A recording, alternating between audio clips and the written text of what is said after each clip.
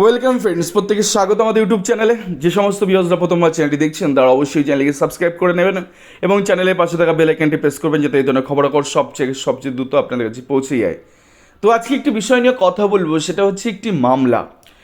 যে মামলা writ application number such and such, এবং 2009 সালে এই সমস্ত প্রার্থী তারা প্রাথমিক শিক্ষক নিয়োগের জন্য তারা ফর্মটি পূরণ করেন এবং সেই বামফ্রন্ট সরকারের আমলে পরবর্তী ক্ষেত্রে নানা ডামাডলের মধ্যে দিয়ে পরবর্তী ক্ষেত্রে বর্তমান সরকারের সময় 2021 সালে গিয়ে তাদের তালিকা প্রকাশিত, মাঝখানে একবার ক্যান্সেলের পরীক্ষা হয়।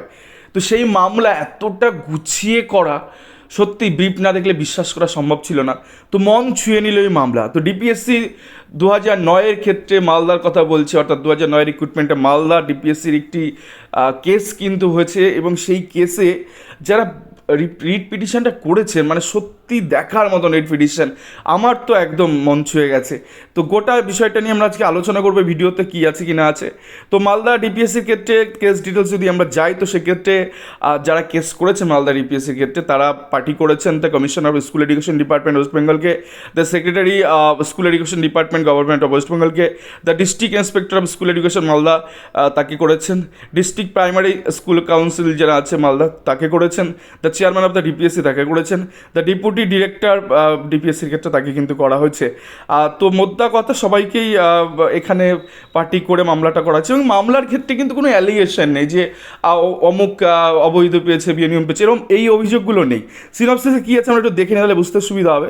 পিটিশনে heroin participate in the recruitment process for the appointment of assistant teacher in primary school under DPSC Malda. অর্থাৎ এই পিটিশনাররা তারা পার্টিসিপেশন করেছিল recruitment process for the assistant teacher in primary school under Malda DPSC 2009-এ, but they were not empanel. But তারা কিন্তু চূড়ান্ত সফলতা তারা পাননি বা এমপ্যানেল তারা হননি।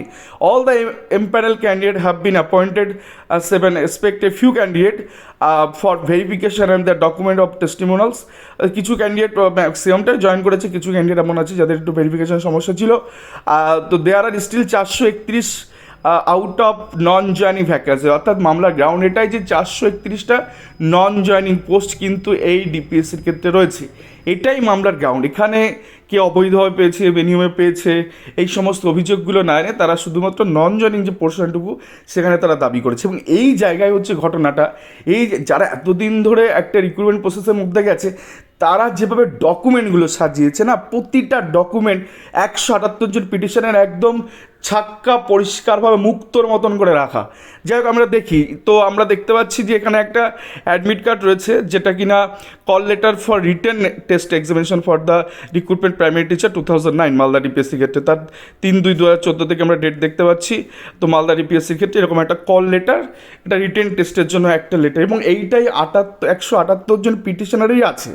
মানে এমন সুন্দর একটি মামলা, খুব সুন্দর করে গোছানো। দেন তারপরে তারা পাস করেছে রেজাল্ট।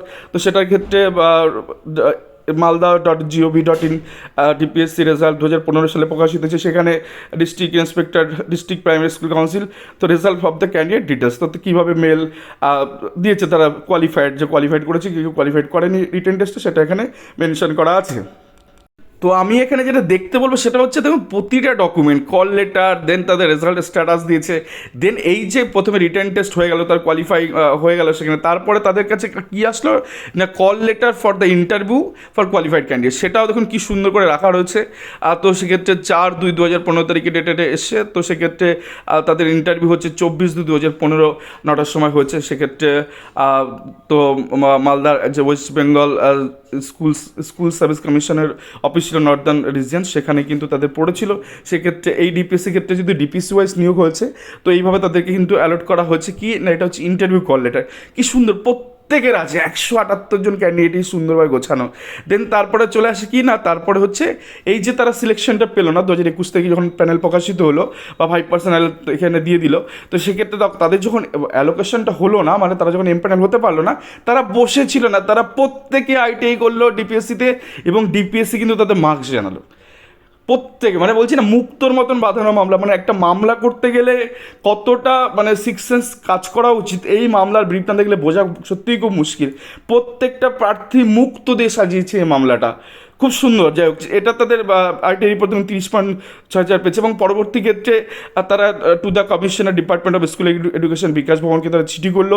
সেক্ষেত্রে বর্তমান সরকার দ্বারা গৃহীত মামলা জেলা প্রাইমারি 2009 সালে নিয়োগের ক্ষেত্রে নন জয়নিং পোস্টে নিয়োগ সংক্রান্ত বিষয়ে তারা আবেদন করলো এবং তারা ডেপুটেশন দিল এবং সেখানে সবার প্রত্যেক সিগনেচার বা ইন্ডিভিজুয়াল তারা এই চিঠিও তারা করেছে। অর্থাৎ তারা বলছে যে নন জয়নিং যে 431টা পোস্ট, অর্থাৎ যে 1320 জনের লিস্ট প্রকাশিত হয়েছিল সেখানে যারা জয়েন করেছে 1050, তো সেই রিপোর্টও তাদের কাছে এই মামলার মধ্যেই আছে। আমি দেখাবো যে নন জয়নিং কীভাবে রয়েছে। তো সেক্ষেত্রে তারা একটি ডেপুটেশন দিল যে নন জয়নিং সিটে তাদেরকে নিয়োগ দেওয়া হোক। তো সেক্ষেত্রে আমরা আরও একটি বিষয় দেখি যে যখন 10/2/2021 তারিখে এই 1320 জনের কিন্তু একটি লিস্ট প্রোভাইড করা হয়, অর্থাৎ একটি মেরিট লিস্ট কিন্তু পাবলিশড হয়। সেক্ষেত্রে আমরা দেখতে পাচ্ছি to the chairman Malda district primary school council. তো সেক্ষেত্রে দেখুন এই সুন্দর করে লেখা আছে যে টোটাল 1320 জনের একটি তালিকা কিন্তু প্রথম প্যানেলে কিন্তু প্রকাশিত হয় এবং তারপর পাশাপাশি 5% কিন্তু রাখা হয়। গোটা সিট ছিল মালদা ডিপিএসসি ক্ষেত্রে 1288। তো মোটামুটি 10/2/2021 তারিখে দীর্ঘ ডামাডোলের পর কিন্তু কোথাও গিয়ে এই প্যানেল কিন্তু প্রকাশিত এবং 100 পাতার 1 থেকে 100 পাতার কিন্তু অ্যাসিস্ট্যান্ট টিচারের বাংলা মিডিয়াম, হিন্দি মিডিয়াম, সাঁওতালি মিডিয়ামের ক্ষেত্রে প্যানেল প্রকাশিত হয়। আমরা দেখে নেব ছোট্ট একটা প্যানেল কেমন হয়েছিল। সেই প্যানেলগুলো দেখতে দারুণ। ক্যাটাগরি আনরিজার্ভ দেখুন, একদম প্রথম যিনি চাকরি পেয়েছেন আর তিনি, তার স্কোর হচ্ছে 41 পয়েন্ট সামথিং, তিনি কিন্তু এসসি ক্যাটাগরি। দেন সেকেন্ড জন জেনারেল, থার্ড হচ্ছে এসসি, ফোর্থ হচ্ছে এসসি। তো মোটামুটি রিজার্ভেশনটা এখানে মেনটেন হচ্ছে, বোঝা যাচ্ছে, কারণ আনরিজার্ভ ক্যাটাগরিতে এসসি এসটি ওবিসি সবাই ঢুকবে। তো এখানে ঢুকেছে কিন্তু 42,949, যেটা 2016 সালে নিয়োগ হয়েছিল। এইরকম একটা আনরিজার্ভ ক্যাটাগরি আপনি কোথাও খুঁজে পাবেন না। সেখানে আনরিজার্ভ ক্যাটাগরিটা গোটাটাই জেনারেল দিয়ে ফিল আপ করা হয়েছে। তো আনরিজার্ভ বা জেনারেল ক্যাটাগরি বা ওপেন ক্যাটাগরিতে সবাই কম্পিটিশন করার কথা। তো মালদার এক্ষেত্রে খুব সুন্দর হয়েছে, যার জন্য অ্যালিগেশন কিন্তু সেই অর্থে তোলা হয়নি যে প্যানেলটা ভুলভালভাবে আছে, প্রকাশিত হয়েছে। তো তার সাথে আমরা আরেকটু চলে আসি। দেখুন 20/5/2022 তারিখে আবার একটি অ্যাডিশনাল 5% প্যানেলের জন্য একটি নোটিফিকেশান জারি হয়, যেখানে গিয়ে এই 1288-র 5% যদি দাঁড়ায় তো সেক্ষেত্রে 49 জন ক্যান্ডিডেটকে ডিফারেন্ট ক্যাটাগরিতে তাদের 5% অ্যাডিশনের পেলে 69 জন ক্যাটাগরির তালিকা, 49 জন তালিকা কিন্তু আলাদা করে প্রকাশিত হয় এবং সেই 5% সেখানেও কিন্তু যারা নন জয়েনিং ছিল সেখান থেকে কিছুটা নিয়োগ পেয়েছে, কিন্তু তারপরেও অনেকটা নন জয়েনিং থেকে গেছে। অর্থাৎ মূল প্যানেল এবং 5% প্যানেলের পরে কিন্তু নন জয়েনিং ভ্যাকেন্সি মালদা ডিপিএসসি ক্ষেত্রে তো জেনার ক্ষেত্রে অনেকটা আছে। তো সেক্ষেত্রে এরা কী করলো, এরা আরও কিছু রিপোর্ট, বলছি না মুক্তর মতন সাজানো মামলা, যে কতগুলো নন জয়েনিং থেকে গেল। মোদ্দা গোটা প্যানেলে 1288 যে টোটাল প্যানেল, সেক্ষেত্রে 1320 জন সব কিছু মিলেমিশে এটা বের করেছে। তো মালদা ডিপিএসসির ক্ষেত্রে 2021 সালে। তো সেক্ষেত্রে দাঁড়িয়ে কতগুলো নন জয়েনিং থাকলো তার একটা স্ট্যাটাস রিপোর্ট আপনারা একটু পরিষ্কার করে দেখে নিন, তাহলে বুঝতে পারবেন যে মামলাটা কেন মুক্তর মতন সাজানো মামলা বলছি। তো দেখুন খুব সুন্দর করে সাজানো রয়েছে, status of category wise joining candidate is given below, কতজন জয়েন করেছে এবং সেক্ষেত্রে পরবর্তী প্রথম চার্টে এটা দেওয়া আছে যে 1288-র মধ্যে 857 জন জয়েন করেছে। যেমন নন এক্সামটেড বাংলা মিডিয়ামের ক্ষেত্রে 421 জন, এসসি 90 জন, এসটি 33 জন, ওবিসি 19 জন, পিএইচওএইচ 8 জন, পিএইচভিআই হচ্ছে 10 জন, পিএইচআইআই হচ্ছে 7 জন, টোটাল 588 জন, এরকম করে টোটাল 857 জন জয়েন করেছে।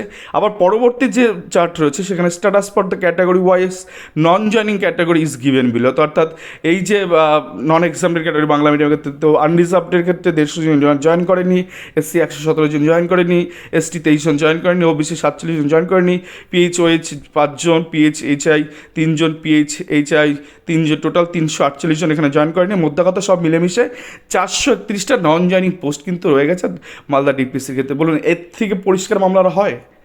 প্রত্যেকটা ডকুমেন্ট মুক্তর মতন ইচ অ্যান্ড এভরিথিং পরপর সাজানো, সিকোয়েন্স অনুসারে পরপর সাজানো হচ্ছে। যিনি মামলাটা দায়ের করেছেন যে অ্যাডভোকেট, তাকেও সত্যি শ্রদ্ধা জানানোর মতন, কারণ প্রায় 600-650 পাতার টোটাল ব্রিফ। তো সেক্ষেত্রে 178 জন পিটিশনারে প্রতিটা ডকুমেন্ট খুব সাজিয়ে গুছিয়ে করা এবং খুব পরিষ্কার ক্লিন একটি মামলা।